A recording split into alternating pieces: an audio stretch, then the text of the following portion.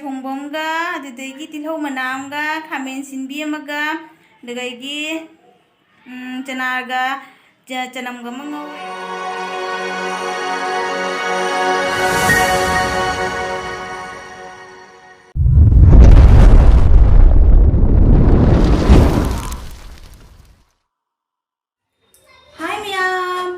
ꯆꯦꯅꯦꯜꯗ ꯃꯌꯥꯝꯕꯨ ꯑꯃꯨꯛꯀ ꯍꯟꯅ ꯇꯔꯥꯝꯅ ꯑꯣꯛꯆꯔꯤ ꯁꯅꯥꯊꯣꯏꯕꯤ ꯑꯉꯣꯝꯅ ꯑꯃꯨꯛꯀꯁꯨ ꯍꯟꯅ ꯈꯨꯔꯨꯝꯖꯔꯤ ꯃꯌꯥꯝ ꯉꯁꯤꯁꯨ ꯑꯩ ꯆꯥꯕꯒꯤ ꯚꯤꯗꯤꯑꯣꯅꯤ ꯑꯗꯣ ꯉꯁꯤꯗꯤ ꯑꯩ ꯍꯋꯥꯏ ꯇꯝꯃ ꯑꯣꯏꯅ ꯇꯧꯔꯦꯀꯣ ꯉꯁꯤꯒꯤ ꯚꯤꯗꯤꯑꯣꯁꯦ ꯍꯋꯥꯏ ꯃꯨꯛꯕꯥꯡ ꯑꯣꯏꯔꯅꯤ ꯑꯗꯨꯗꯤ ꯑꯩ ꯆꯥꯅꯅꯕ ꯑꯗꯨꯝ ꯍꯧꯒꯠꯆꯔꯒꯦ ꯑꯗꯣ ꯃꯌꯥꯝ ꯑꯩꯒꯤ ꯚꯤꯗꯤꯑꯣꯁꯦ ꯂꯣꯏꯕ ꯐꯥꯎꯕ ꯌꯦꯡꯃꯤꯟꯅꯁꯤ ꯁ꯭ꯀꯤꯞ ꯇꯧꯗꯅ ꯁꯤꯗ ꯂꯩꯔꯦ ꯍꯋꯥꯏ ꯊꯣꯡꯕꯝꯒ ꯑꯗꯨꯗꯒꯤ ꯇꯤꯜꯍꯧ ꯃꯅꯥ ꯑꯃꯒ ꯈꯥꯃꯦꯟ ꯁꯤꯟꯕꯤ ꯑꯃꯒ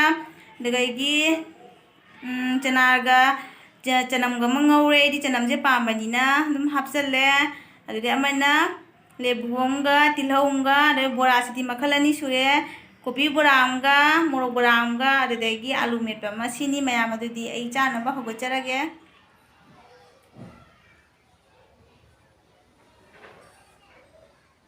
ꯁꯤꯗ ꯂꯩ ꯍꯋꯥꯏꯁꯦ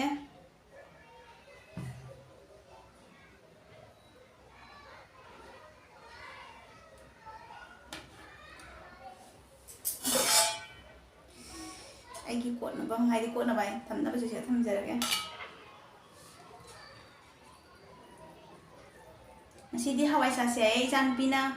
ꯑꯗꯣ ꯍꯋꯥꯏ ꯆꯥꯅꯤꯡꯉꯦ ꯍꯥꯏꯕꯅꯤꯅ ꯃꯥꯗꯤ ꯉꯁꯥꯏ ꯑꯩꯅ ꯆꯥ ꯂꯣꯏꯔꯦ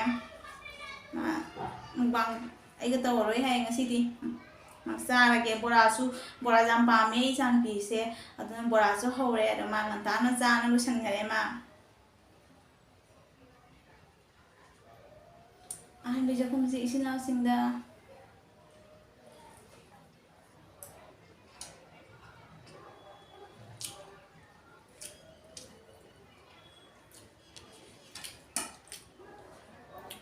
sida lại em làm anh mặt trời rồi nha này giờ anh bora sẽ tìm anh chấm tôi này mua bora xin em mua bora sẽ ra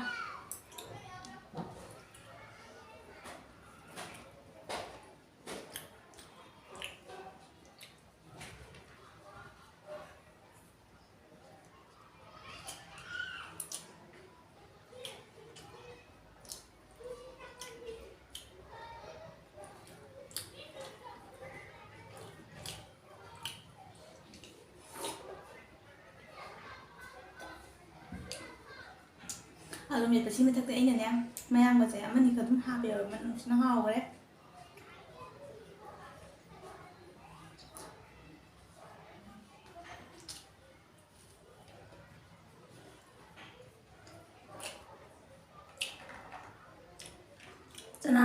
ꯆꯅꯥꯁꯦ ꯑꯩꯅ ꯐꯨꯠꯇꯣꯛꯑꯒ ꯉꯧꯖꯕꯅꯦ ꯑꯗꯨꯅ ꯆꯅꯥꯁꯤꯗꯪ ꯉꯧꯕꯁꯨ ꯑꯗꯨꯝ ꯅꯨꯡꯉꯥꯏꯇꯦꯗ ꯑꯗꯨꯅ ꯑꯩꯗꯤ ꯍꯥꯏꯗꯤ ꯆꯅꯝꯁꯦ ꯑꯅꯝꯕꯅꯁꯨ ꯄꯥꯝꯖꯩꯑꯕ ꯑꯅꯝꯕ ꯃꯇꯝꯗꯗꯤ ꯑꯩ ꯆꯅꯝꯁꯦ ꯑꯗꯨꯝ ꯍꯤꯡꯅ ꯆꯥꯕ ꯉꯝꯃꯤ ꯑꯗꯨꯝ ꯃꯅꯥꯎ ꯑꯅꯤ ꯑꯍꯨꯝ ꯍꯦꯟꯅꯗꯤ ꯑꯗꯨꯝ ꯃꯔꯤ ꯃꯉꯥꯕꯨꯗꯤ ꯆꯥꯕ ꯉꯝꯃꯦꯕꯀꯣ ꯆꯅꯝꯗꯤ ꯆꯥ ꯉꯝꯗꯦ ꯑꯩꯗꯤ ꯉꯧꯕꯗ ꯌꯥꯝ ꯍꯥꯞꯆꯩꯑꯕ ꯑꯂꯨ ꯉꯧꯕ ꯆꯅꯥ ꯉꯧꯕ ꯀꯣꯕꯤ ꯉꯧꯕꯗꯤ ꯑꯩꯗꯤ ꯆꯅꯝꯁꯦ ꯍꯥꯞꯆꯩꯑꯕ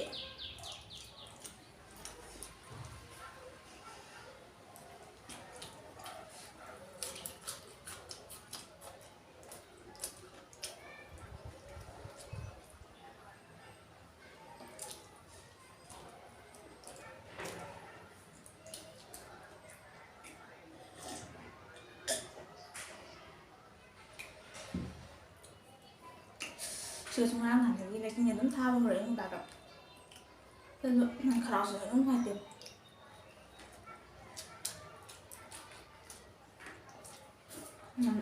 ꯐ꯭ꯂꯥꯁ ꯏꯁꯤꯡ ꯍꯟꯖꯤꯜꯂꯒ ꯑꯩꯈꯣꯏꯗꯤ ꯑꯗꯨꯝ ꯊꯝꯃꯦ ꯑꯉꯥꯡ ꯈꯔꯗꯤꯅ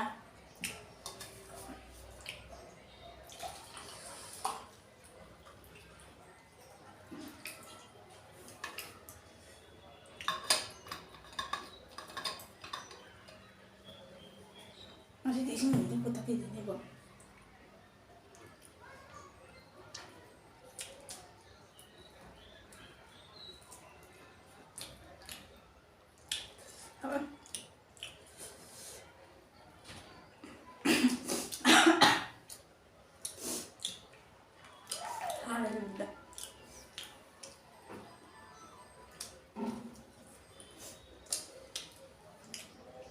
근데 시아누가 ꯃꯦꯠꯄꯗ ꯍꯥꯎꯕꯅꯤ ꯆꯠꯇꯅ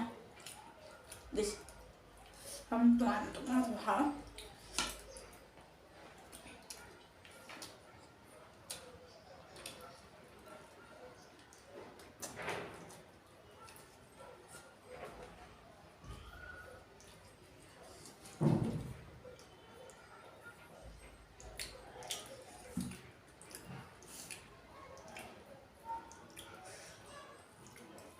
chắc đi không sao được sao được rồi được sao sao được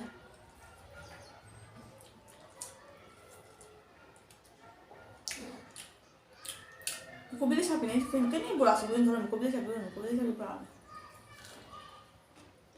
phần đừng hỏi cô biết sao bữa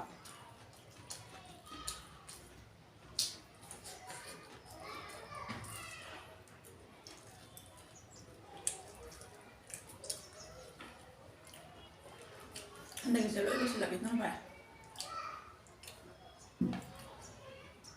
chào bạn cái này cái gì này sao gia đình nó mang cái này mình sẽ đi học giáo đây mình đi hay đi jeans tangan tanjal level ấy cái nào cũng nanti nó bắt đầu thì hay mình ngay cha sẽ ngay khi cái nhưng mua cần lòng nó có ra mà giữ lòng nó có ra Hawaii sẽ này con mẹ sẽ là tầng hai đôi tụi em không mình sao như thế nào một số điện Hawaii tụi em một số điện được rồi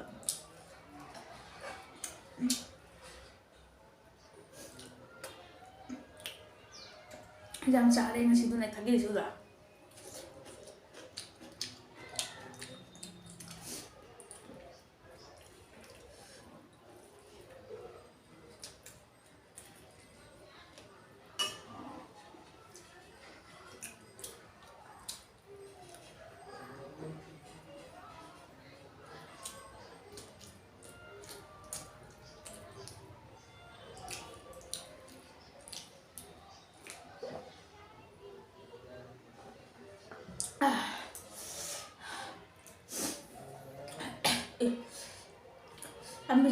anh bây giờ anh về gì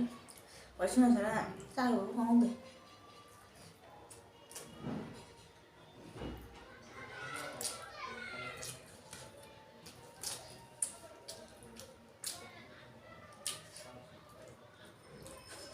anh là qua Hawaii sẽ số sống luôn là mày thấy bạn sang thằng nào cũng vào học về đến năm là học chơi lẹ mày thấy các bạn cùng người dân người tôi phải chơi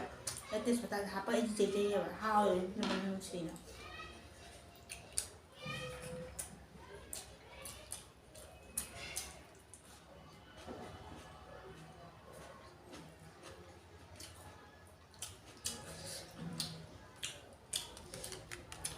xong rồi ông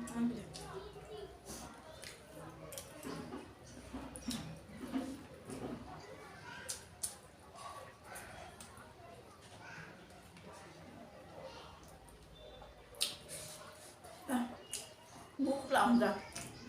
mà sao mua gì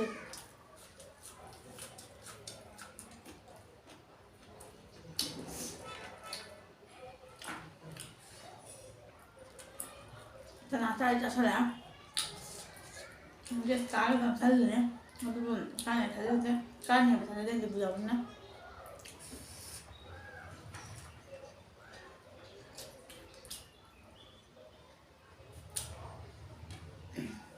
mình làm sao với số lời đấy học số học đấy hỏi sẽ sáng kiến số học đấy